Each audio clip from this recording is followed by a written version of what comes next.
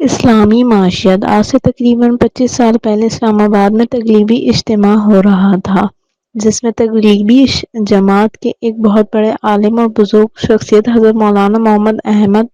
بہاولپوری صاحب روح نے ایک واقعہ سنایا تھا کہ میرا کوئی عزیز میرے پاس آیا کہ حضرت مجھے اسلام آباد میں معیشت کے بارے میں ایک کانفرنس میں مدعو کیا گیا ہے، اور مجھے اس کانفرنس میں معیشت کے بارے میں اسلام نے جو ہدایت دی ہے اس پر روشنی ڈالنے کو کہا گیا ہے، لہٰذا اس بارے میں آپ کی رہنمائی درکار ہے۔ تو حضرت نے فرمایا کہ میں نے کہا کہ اسلامی معیشت کا خلاصہ تو میں بتا دوں گا، اور انتہائی مختصر انداز صرف 3 ہی جملوں میں ہی ساری اسلامی معیشت سمجھا دوں گا، لیکن خیال کرنا میری یہ باتیں سن کر وہاں پر موجود اشرفیہ کی طرف سے کہیں جوتے نہ پڑ جائیں آپ کو۔ تو اس نے کہا کہ حضرت ان کے جوتوں سے خود کو کس طرح بچا لوں گا، لیکن فی الحال آپ میری مدد فرمائیں۔ تو مولانا نے فرمایا چلو ٹھیک ہے، تو پھر لکھ لو۔ اسلامی معیشت کا سب سے پہلا اصول یہ ہے کہ ملک کا سب سے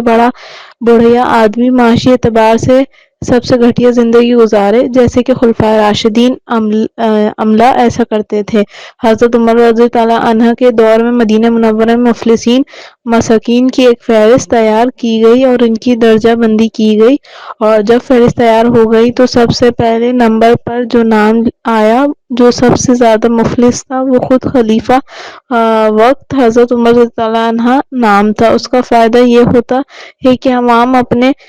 بڑوں کو دیکھ کر ان کی طرح زندگی کو اپنانے کی کوشش کرتے ہیں اور ان سے برابری کی کوشش کرتے ہیں، کیونکہ وہ اسی کو معیار بناتے ہیں، جس سے عوام میں حرص لالچ بڑھتی ہے، پیسے جمع کرنے کی ہوس بڑھتی ہے، جس کے نتیجے میں حلال و حرام، جائز و ناجائز کی تمیز ختم ہو جاتی ہے، اور معاشرے میں جھوٹ، فراڈ، رشوت، سود خوری، زرخیزہ اندوزی وغیرہ ساری مصیبتیں در آتی ہیں، اور جب سے بڑھیا لوگ یعنی حکمران وغیرہ سب سے نیچے والی معیار زندگی اپنائیں گے تو پھر کسی بھی شخص غربت، افلاس وغیرہ پر کوئی شرمندگی اور احساس محرومی نہیں ہوتا۔ دوسرا اصول اسلامی معیشت کا یہ ہے کہ دولت کو بالکل بھی کسی بھی طرح جمنے نہ دیں کہ وہ کسی ایک جگہ پر جم کر رہ جائے، بلکہ اس کو توڑتے رہو تاکہ ملکی دولت پر چند اشخاص کا قبضہ نہ رہے۔ لہٰذا سب سے پہلے موجودہ بنکی نظام کو ختم کرنا ہوگا۔ اس کا فائدہ یہ ہوگا کہ لوگوں بنکوں میں پڑا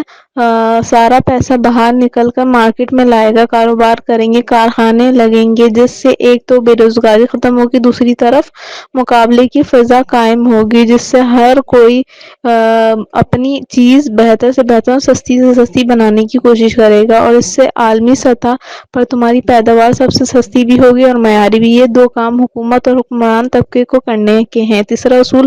اسلامی معیشت کا یہ ہے کہ ضرورت سے زائد چیزیں، پیسے اپنے پاس نہ رکھو، بلکہ اسے اللہ تعالیٰ کی راہ میں اس کی مخلوق پر خرچ کرتے رہو۔ اپنے رشتہ داروں، ماتحتوں، نوکروں، پڑوسیوں پر خرچ کرتے رہو، جس کے نتیجے میں وہ بھی پورے اخلاص کے ساتھ آپ کے کاروبار میں مدد بھی کریں گے اور اس کے بڑھانے کی تمنا بھی کریں گے اور دعا بھی دیں گے۔ بچیں اس کے وہ تمام سے حسد کریں اور تم کو نقصان پہنچانے کی کوشش کریں، تم سے چوری کریں، ڈاکہ ڈالیں اور تم سے مال چھینیں۔ منقول